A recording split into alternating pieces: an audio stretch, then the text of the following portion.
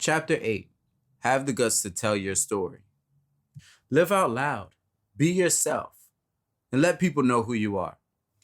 People don't tell their stories because they assume there's no value there. People don't tell their stories because they've suppressed certain details about their lives because it is difficult to recall the tough times they've experienced.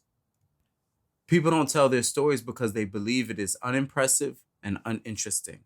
Which one of these have I experienced in my life? All three. I was under the impression that in order to write the book that you're reading, I would need to be an 83-year-old gazillionaire who had stories of his many trips to the African Congo and parasailing across the surface of the moon in his back pocket. I thought, unless I had an extravagant story to tell, this book wouldn't be worth writing or reading.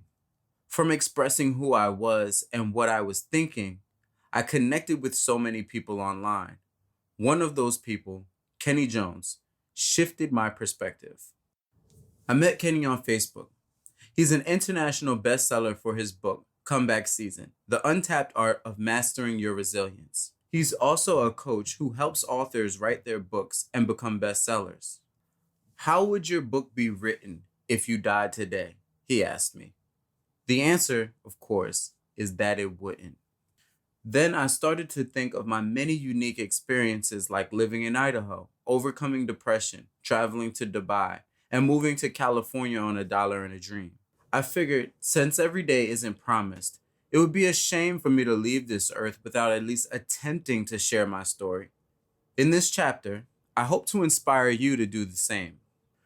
As I write this book, I'm happy to report that the myth that you don't have an interesting story to tell is false. I found that many people took an earnest interest in my perspectives and the value they offered from consistently publishing my thoughts on social media platforms like Facebook and Instagram. In 2017, I began to flood people's timelines with a stream of consciousness that was my thoughts. My motto was, if it crossed my mind, it will cross your timeline. Unfiltered, my many thoughts, whether they be philosophical, inspirational, or just downright silly, were published for the world to see. I experienced a state of flow when I began to broadcast my thoughts in real time. I was in the zone. It felt as if I was already writing a book, except each new post was a different publication. It became think, post, rather than think, talk myself down, and deleting the text. I went through a phase where I wanted to see if my audience really rocked with me or not. A few people said things like, "This is too many posts for me," or "Tal, you're spamming my timeline." But I didn't care. I began to be myself out loud. The engagements I experienced showed me that there were connections to be made from just sharing who I was publicly. Sure, I did piss some people off. Some people unfriended and unfollowed me, and I got in a back and forth a few times. But it was all worth it to develop a deep connection with a collection of digital friends that I call my tribe. I had an opportunity to be who I wanted to be and not just who everyone thought I was. I was finally allowed to create my own persona and not be defined by other people's opinions anymore. I'm a stark believer in your vibe attracts your tribe. If you don't express your vibe, it becomes impossible for you to find your tribe. Some people even try to fake their vibe by pretending they're something that they're not and end up being surrounded by people who they don't like and frankly don't serve their purpose. Crime and a shame, I say. I've always been one to speak up about what did and didn't make sense to me. To have a perspective and not express it, I believe, was a waste of my ability to think. My father raised me to be seen and not heard. I was expected to do as I was told, regardless of how I felt or what I thought.